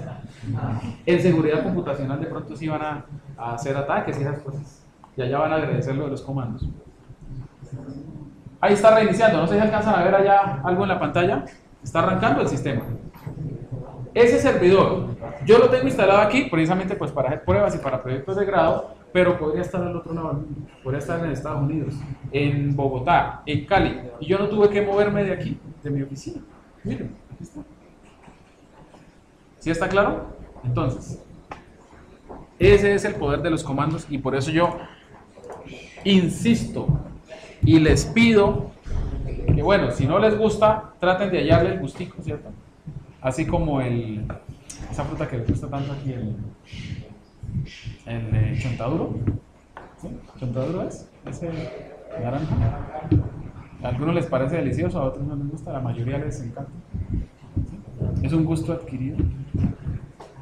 Lo mismo, los comandos son como el chontaduro. Hay que saberlo comer. Bueno, ¿a quién sí le gusta el chontaduro? Todos levantan la mano, ¿sí o no? ¿Y a quiénes no les gusta? Yo levanto la mano, a mí no me gusta. Bueno, uy, qué bicho raro, no le gusta el chontaduro. Dele por primera vez chontaduro a un niño a ver qué cara hace. Bueno, a nosotros desde bebecito nos estaban dando y nos acostumbraron a eso. Los comandos son exactamente lo mismo. ¿Sí? Tan importantes son los comandos que incluso, mucha atención con lo que pasó, en una presentación de Windows, si no me equivoco fue en Windows Vista, en la presentación de Windows Vista, si no me equivoco, hubo un momento en que simbólicamente Bill Gates abrió una terminal de comandos y escribió exit y enter. Y la terminal obviamente se cerró. Para indicar que era el fin de la era de la consola, ¿no? Y que todo iba a ser gráfico. No estoy muy seguro en cuál distribución de Windows fue. ¿Sí? Eso pasó. ¿Sí? Pero eso es para los usuarios finales. Porque si usted va a desarrollar en .NET, en Windows, o va a desarrollar en otras plataformas, hay cosas que solo se pueden hacer por comandos, incluso en Windows. ¿Listo? Obviamente la sintaxis de Windows es un poco diferente a la de los comandos de Linux, pero hay que tener claro el concepto de un comando. ¿Sí? ¿Está claro? Bien. Y entonces para profundizar sobre ese concepto vamos a ver, los comandos no son más que programas ejecutables que se encuentran en directorios referenciados en el path. O sea que uno puede crear nuevos, ¿qué? Comandos. Claro, por supuesto. ¿Sí? Cuando uno instala un programa, lo que uno está instalando es una serie de archivos ejecutables, más librerías, etc. Que uno los invoca con un clic de ratón. Sí, pero también los podría invocar por la línea de ¿qué? De comandos. Entonces los comandos no son más que programas hechos en algún lenguaje de programación, ¿cierto? Por ejemplo, lenguaje C. Python, el mismo script de shell. ¿Listo? ¿Quieren ver un programa en script de shell? Vamos a hacerlo rápido. Y ahí sí lo van a hacer ustedes también. Tenemos 16 minutos para hacerlo. Abran un editor de textos, no me pregunten cómo. Abran un editor de textos.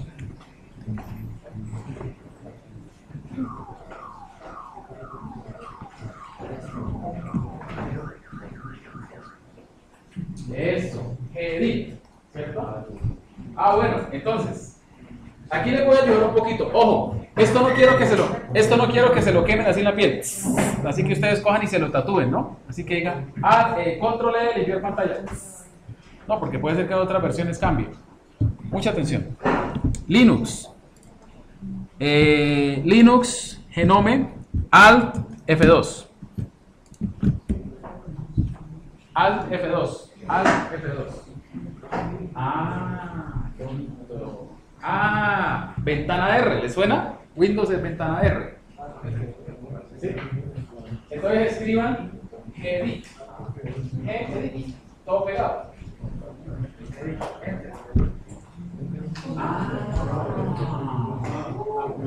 Wow. O sea que es como si ustedes hubieran hecho ventana R, Notepad. ¿Sí o no? Es un editor de textos. A ver, mucha atención. ¿Por qué no les pido que lo quemen? Porque el gedit es una utilidad del entorno de escritorio, que ya expliqué que era, del entorno de escritorio Genome, ¿cierto? Por lo tanto, está disponible en Genome. Si ustedes tienen una distribución de Linux que trabaja con KDE, allá no existe el gedit. Entonces ustedes llegan a su nueva empresa, se sientan no, si yo sé Linux, se sientan así y su jefe ahí, su futuro jefe mirando y dice, bueno, abre un editor de texto, vamos a escribir un script rapidito. Entonces ustedes llegan y al F2 edit y no se dieron cuenta que el entorno de escritorio era KDE, en el cual el programa se llama KWrite. Pues obviamente aquí KWrite no existe porque pues, ¿sí? Listo, pero el gedit sí. Bien. Listo, perfecto. Ya tienen el editor. ¿Ya abrieron gedit? Vamos a hacer un script muy sencillo. Mucha atención. Lo que les quiero mostrar aquí es lo siguiente. Uno puede hacer programas en el lenguaje de programación, los que uno conozca. Al final, el usuario va a ver exactamente lo mismo. Entonces vamos a hacer dos programas muy sencillitos, el primero en lenguaje C y el segundo en script de shell, que van a hacer exactamente lo mismo. ¿Ok? Bien. Empecemos con lenguaje C. Como yo sé que ustedes saben lenguaje C, son unos duros en lenguaje C, entonces vamos a hacer un programa muy sencillo que establezca una variable entera en un valor y luego imprima ese valor, no más. ¿Listo? Entonces vamos a teclearlo a la velocidad del pensamiento para poder alcanzarlo.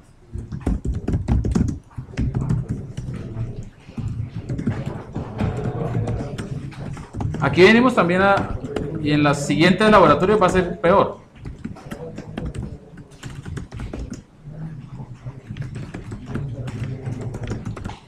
¿Ya? ¿Me siguen?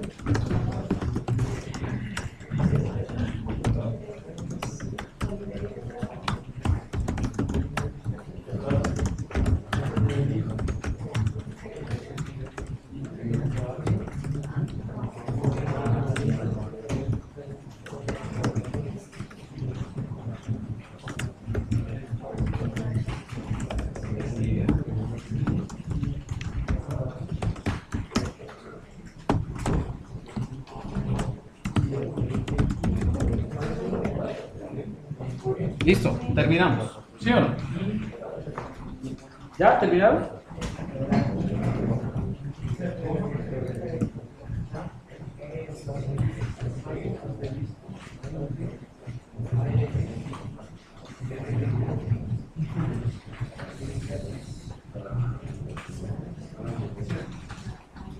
Bueno, recuerden que esta clase de laboratorio, pues como estamos así como medio empezando, así como entonces vamos lento.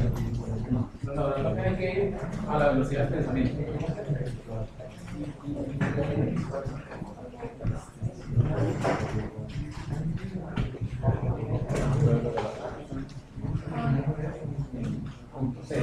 Cuando guarden el archivo, guárdenlo en la carpeta personal y le ponen, y llámenlo Hello World, todo pegado, ojo.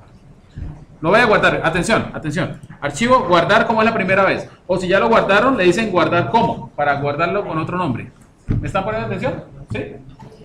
Repito, archivo guardar, o si no archivo guardar como, si ya lo habían guardado con otro nombre, vamos a colocarlo en la carpeta personal, que en este caso es esta.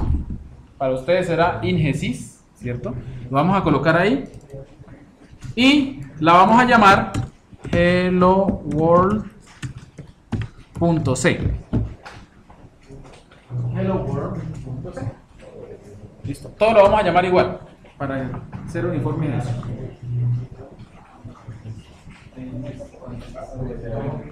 No lo guarden en el escritorio, guárdenlo en Ingesis, en su caso.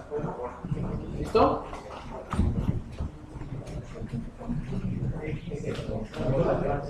Ah, ¿cómo se saca la consola? Muy bien, buena duda, miren. La consola la sacan así. La consola, ojo, el shell se llama Bash, pero la aplicación que abre la consola se llama Genome-Terminal.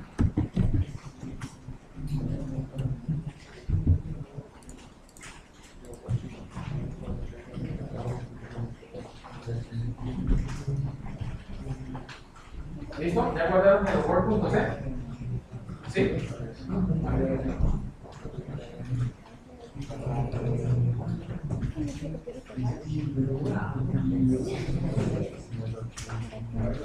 Ah, bueno, cuando ustedes lo guardan, ya le resalta la sintaxis, ¿cierto?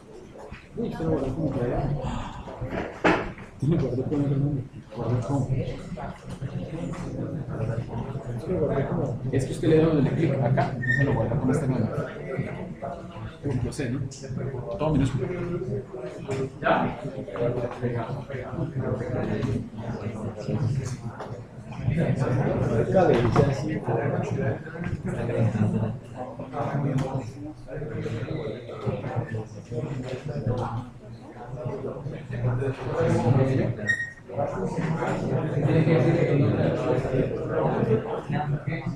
¿Ya? ¿Listo? ¿Ya estuvo? Es un programa sencillo, 14 líneas. ¿Ya estuvo? Señor. ¿Dónde? Levante la mano que no se vaya a llevar. ¿Cómo? Cuando va el número entre paréntesis. ¿Cuál número? Pues como hablando de lo que No, eso es para otra cosa. Ya les explico. Déjenme esta pregunta, ya les explico. No, esto es una sentencia de programación normalita. Lo de otro me lo explico ya. Bien. A ver. ¿Terminaron? ¿Sí o no? Ya. 14 líneas de código. Listo. Entonces, abrimos una terminal. Voy a cerrarlas todas. Cerrar ventana. Solo lo voy a decir esta vez para abreviar, porque uno debe buscar la terminal como sea. Pero aquí la voy a abrir, ya saben cómo. Porque tenemos el escritorio Genome. ¿Y por qué les pedí que lo guardaran en Home Erwin? Pues para que al abrir la consola, ls ya se encuentre aquí disponible. ¿Sí o no? Porque si no tendríamos que entrar al Home Erwin. Bien. Entonces, ¿cómo compilamos? Atención, teniendo el archivo .c, compilamos de varias formas. Hoy vamos a ver solo una. gcc en espacio. ¿El comando es qué? gcc. Siempre después del comando va un espacio. -o. -o. Hello World. Espacio. Y aquí les voy a mostrar algo. Otra cosa. El shell, al igual que en Windows, también completa los nombres de los archivos y directorios con la tecla tabulador. Entonces, si yo escribo hel y doy tabulador, él me completa. Eso funciona esa vez porque solamente existe un archivo llamado helloworld.c. En la siguiente vez, pues él ya me va a preguntar cuál de los dos archivos. ¿Listo? Entonces, gcc -o. Y ahora sí voy a explicar este comando porque nunca lo he hecho, ¿sí o no? gcc el archivo de output, o sea, ¿de qué? Salida, se va a llamar este, y la compilación es de este archivo .c. En otras palabras, estamos compilando el archivo helloworld.c y creando un ejecutable llamado hello world. Enter.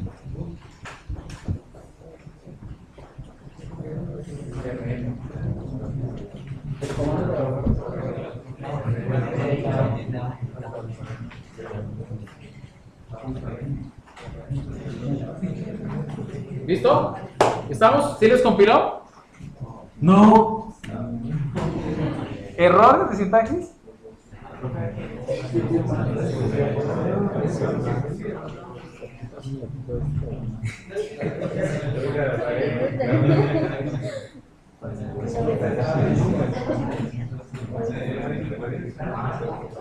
Bueno, a ver, atención. Voy a decirle man gcc para ver la ayuda del compilador. ¿Sí? Lo que implica, lo que está diciendo aquí es que no tiene, mire, aquí le está diciendo, no hay entrada del manual para GCC. En otras palabras, está instalado el compilador GCC, pero no está instalada ¿qué? Las páginas de ayuda. ¿Listo? Bueno, luego las instalamos, luego les enseño cómo instalarlas. Bueno, si les salió errores tenemos que corregirlos rápidamente, a la velocidad del pensamiento. ¿Ya? ¿Ya lo corrigieron? ¿Ya está funcionando?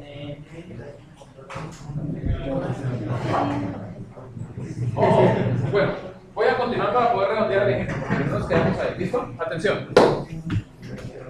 Si les llega a decir, si ustedes le dan GCC y les dice, así miren, genome terminal.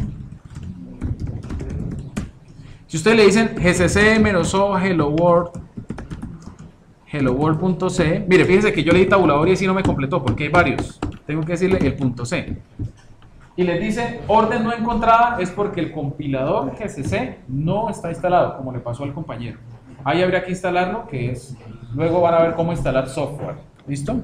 Bien. Entonces, por ahora miremos aquí.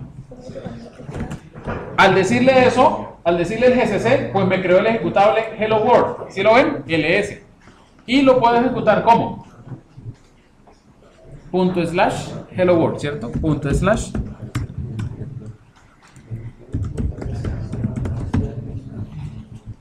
Ahí está, perfecto.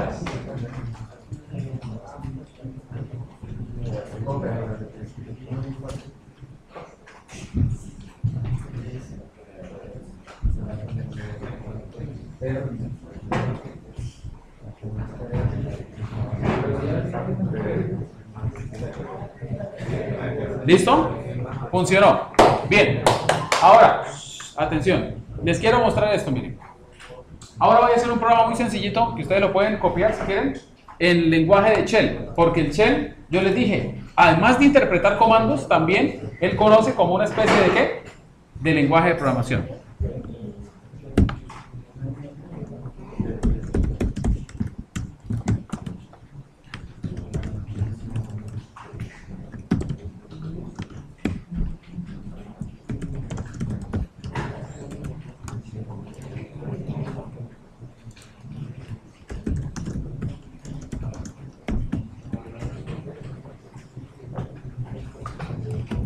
Y lo voy a llamar hello world.sh. A ese sí le voy a poner una extensión. ¿Alguien me puede decir? Uy, hay un error de sintaxis, ¿no? ¿Alguien me puede decir qué hace ese programa?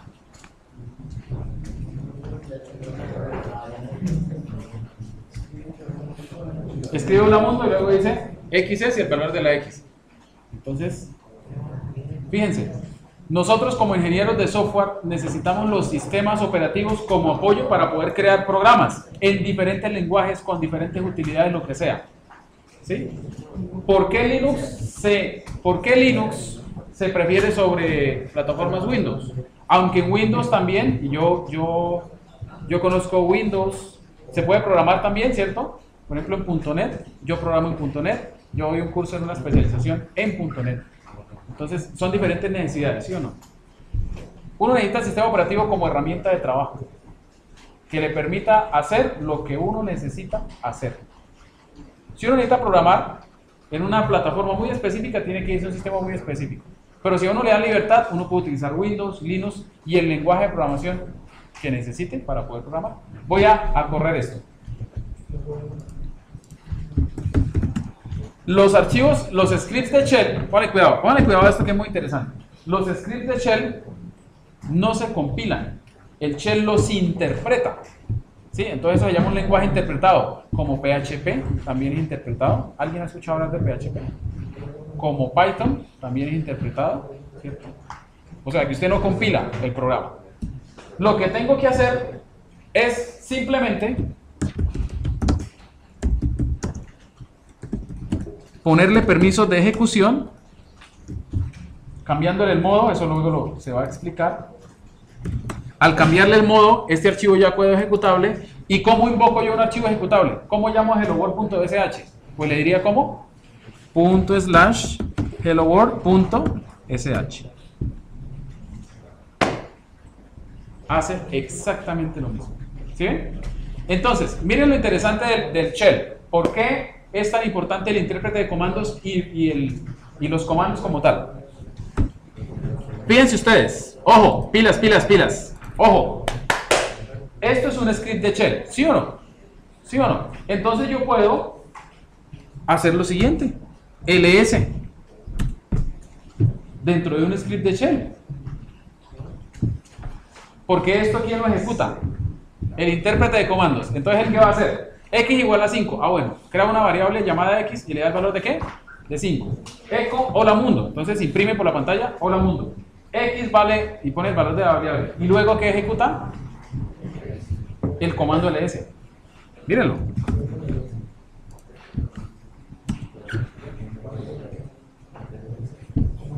Mire, este es el comando ls, ¿sí o no? Y voy a ejecutar helloworld.sh. Hola mundo, X y 5, y luego, ¿qué? Ejecuta el comando. Entonces miren el poder que tiene programar en shell. Al programar en shell yo tengo acceso a todos los comandos que tenga el sistema. ¿Sí? Ojo, es tan importante los scripts de shell que son la estrategia que utiliza Linux al inicio del sistema para arrancar todas las aplicaciones y todos los servicios. Tan importante es que todos esos son scripts de shell. ¿Los quieren ver? Mírenlos. Vamos al sistema de archivos y nos vamos a ir al directorio principal. Arriba. Miren, dentro de etc hay un directorio llamado, ¿dónde estás? Llamado, ¿dónde estás? init.d. Y ahí hay muchos archivos. Si ustedes miran estos archivos,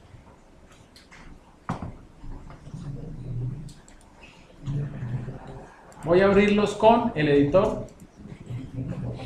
A ver, ¿a qué se les parece esto? ¿A qué se les parece esto?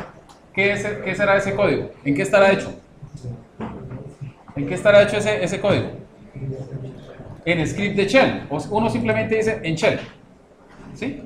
Pues les cuento que este código que está aquí, todos estos códigos, mire, veamos, por ejemplo, cron, el reloj de hardware, teclado, instalación del teclado, audio, login, dispositivos, random, VMware.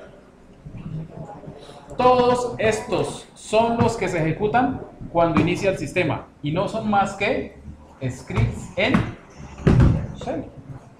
O sea que no, entonces esa ventanita no es solo importante para escribir comandos, sino que a su vez es un lenguaje de programación usado fuertemente en los sistemas Linux, incluso para iniciarlos, para parar, para otras utilidades, están escritas en script de shell, no necesariamente programas en C. ¿Ok? Bueno, entonces nos vemos, Dios mediante, mañana en clase de teoría, en el 332. Sí, porque como no han adecuado el espacio abajo, entonces volvieron a poner sillas ahí mientras nos adecuan mejor el espacio del 101 de civil. Nos vemos mañana. Listo.